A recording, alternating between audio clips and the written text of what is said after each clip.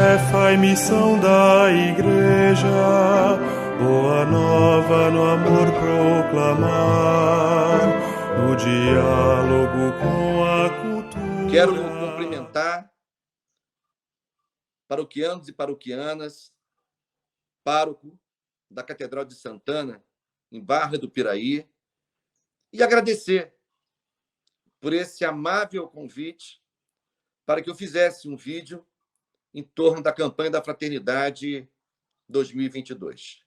Em primeiro lugar, quero destacar a importância da campanha da Fraternidade, iniciativa da CNBB, a Conferência Nacional dos Bispos do Brasil, pois essa campanha, que acontece desde o ano de 1964 no Brasil, ela sempre pauta um tema muito relevante, muito central para a sociedade brasileira.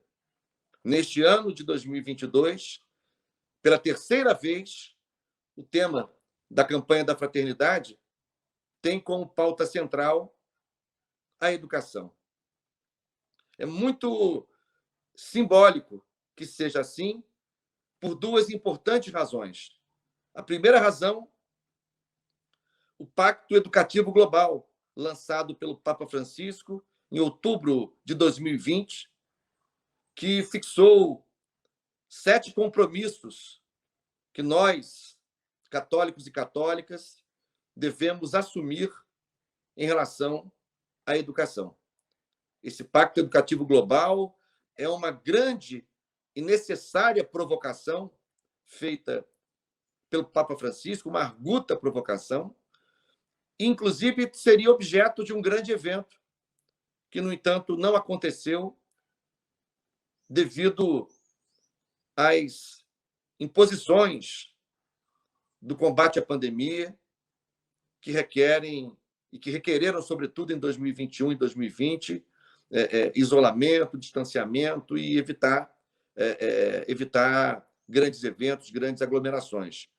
Ainda é muito importante, né, manter todos os protocolos de combate à pandemia, porque ela não acabou, mas naquele período ela estava muito aguda. Entretanto, os compromissos e os fundamentos do Pacto Educativo Global seguem vivos e inspiraram a CNBB a lançar a campanha da Fraternidade 2022 aqui no Brasil em torno dessa pauta, da pauta educacional. Fala com sabedoria, ensina com amor. Saída é importante destacar uma sutileza conceitual entre a noção de sabedoria e a noção de saber. A sabedoria é, na verdade,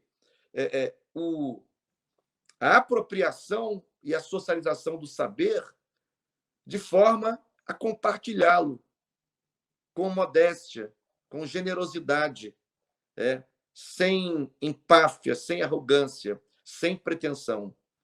Muitos detêm saberes, mas não conseguem desenvolvê-los com sabedoria.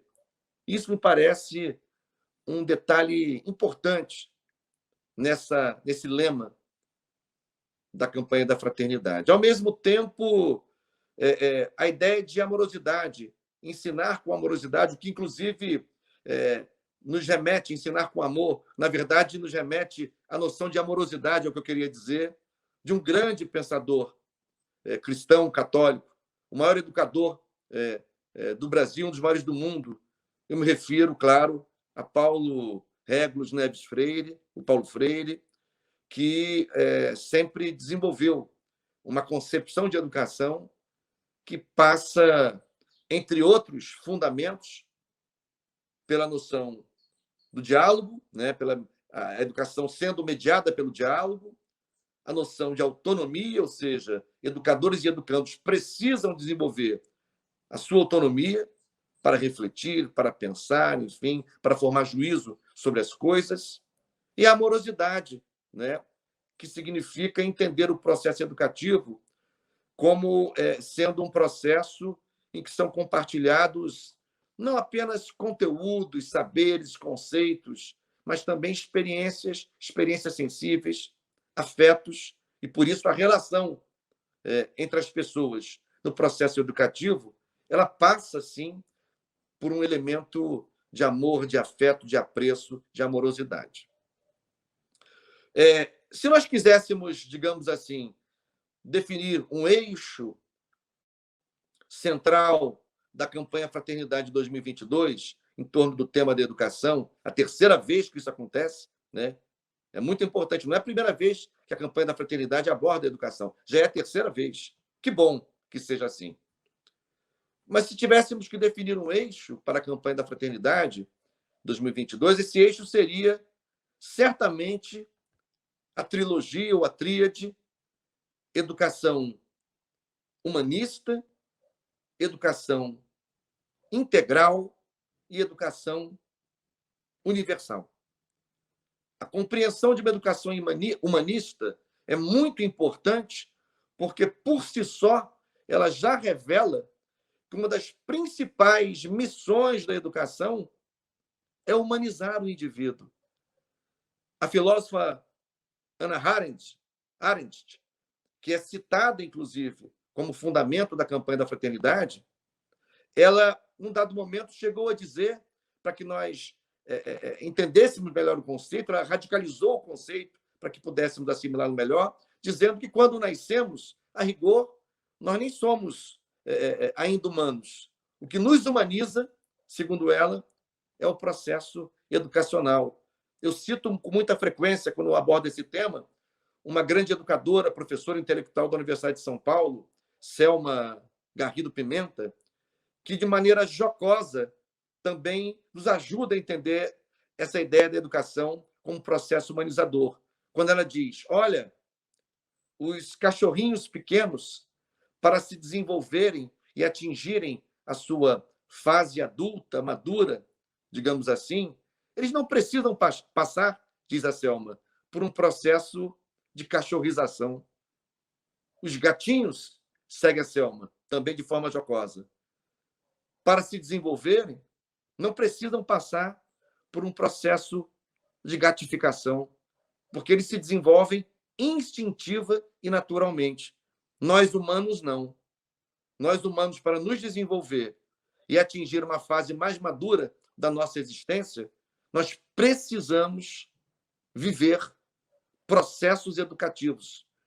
Diferentes processos educativos, inclusive, porque a educação não acontece apenas na escola.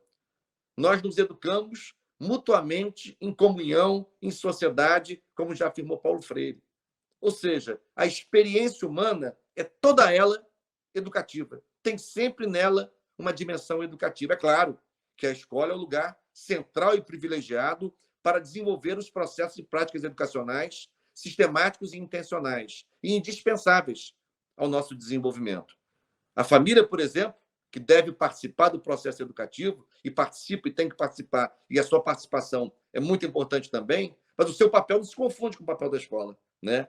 Podem se complementar muitas vezes, devem dialogar muito, mas o papel educador da família não é o mesmo, nem deve ser o mesmo do papel educador desenvolvido pela escola. Então, o processo de humanização é uma das grandes missões da educação, que eu diria que são 4. A educação humaniza, a educação socializa, porque permite que nós entremos em contato com pessoas diferentes, com valores diferentes, com padrões de gosto diferentes, com comportamento diferente. Isso é muito importante para o processo de construção da nossa identidade. A educação humaniza, socializa, a educação também liberta, promove um processo de libertação. Como assim? Liberta pelo conhecimento, porque emancipa a gente, permite que a gente se coloque no mundo, esteja no mundo, ou seja no mundo, de maneira crítica, reflexiva, ou seja, livre da tentativa de camisas de força que nos impõem, dos julgos, das opressões, que possamos discernir, desenvolver um discernimento. A educação nos proporciona isso também, e isso é libertador, isso é emancipador. E a quarta grande missão é a transformação. A educação nos transforma enquanto seres, né? Quando passamos por processos de práticas educativas, não saímos dela da mesma maneira que entramos. Perceba a criança quando passa pela escola. Perceba o jovem, o adulto, quando entra e quando ele sai da universidade. A transformação é evidente. Então, humanização, socialização, emancipação, libertação e transformação. Mas tem um segundo elemento daquela trilogia, estava falando aqui da educação humanista, que é a educação integral. E o que isso significa? Significa a compreensão de que é necessário formar a pessoa de maneira omnilateral, ou seja, holística. A educação não pode ser limitada a uma vertente, não deve ser limitada a uma vertente. Tem a dimensão dos conteúdos gerais, da cultura geral, legada por nossos antepassados, né?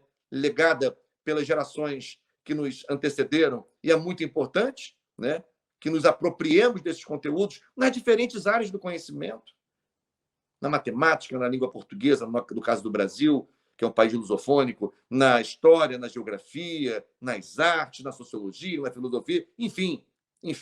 Mas há a dimensão também deontológica, né? A formação de valores no campo dos princípios, né? Daquilo que nos organiza na relação com o outro, né?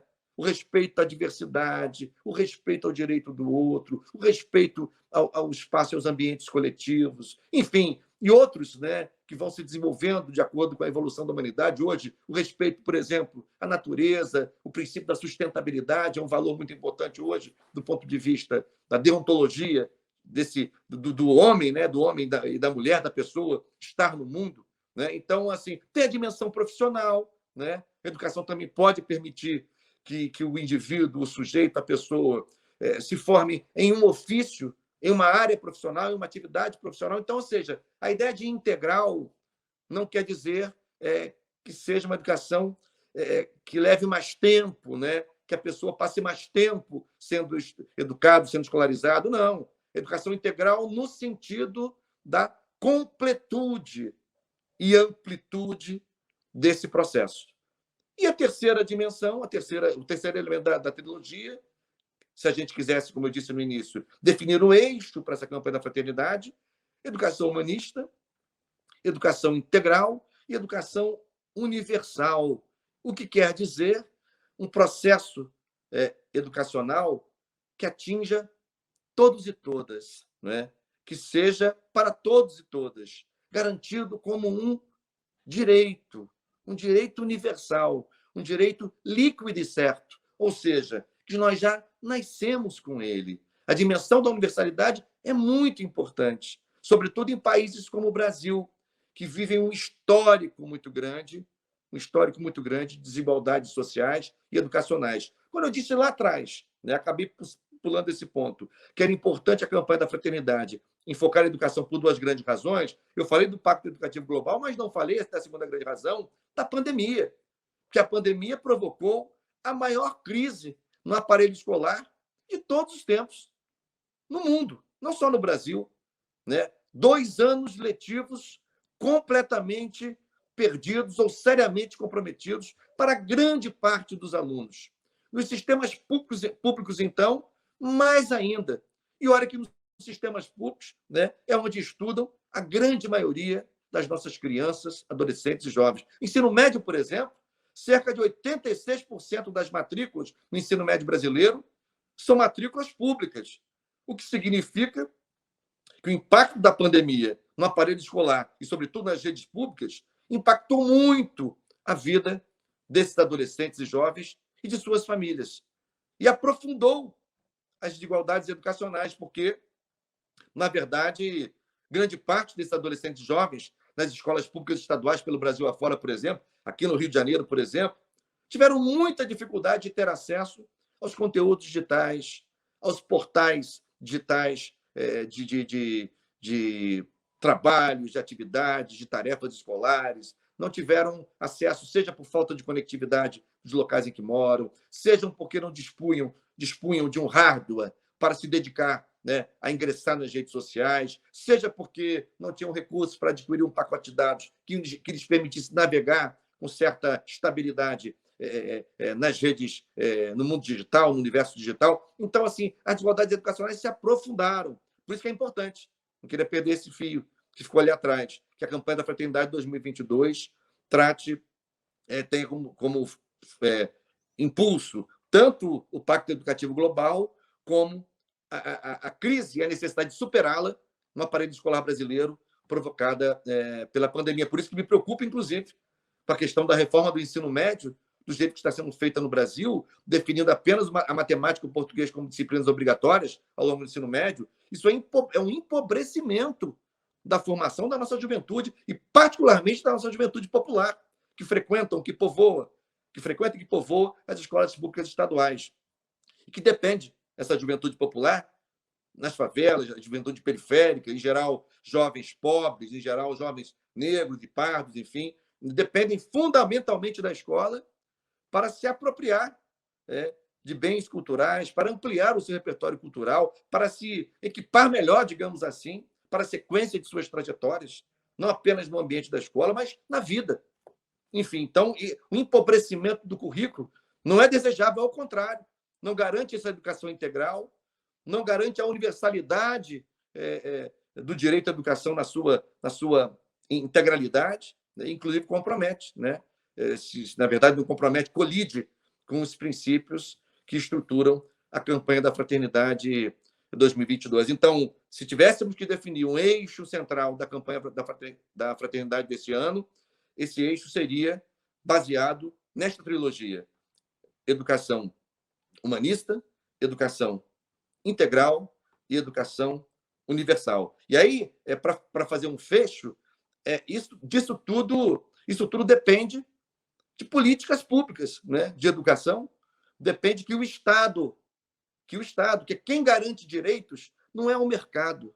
Quem garante direitos é o Estado, os seus órgãos, as suas políticas, com os servidores e servidoras na ponta dos órgãos, materializando, né, essas políticas públicas em serviços, em atividades concretas, enfim. Então, assim, nós precisamos, para que essa tríplice dimensão da educação, humanista, integral e universal, se materialize na vida de todo mundo, de crianças, de adolescentes, de jovens, de adultos que voltam aos bancos escolares, né, em fases mais avançadas de sua trajetória de vida, na educação de jovens e adultos, por exemplo, depende de políticas públicas.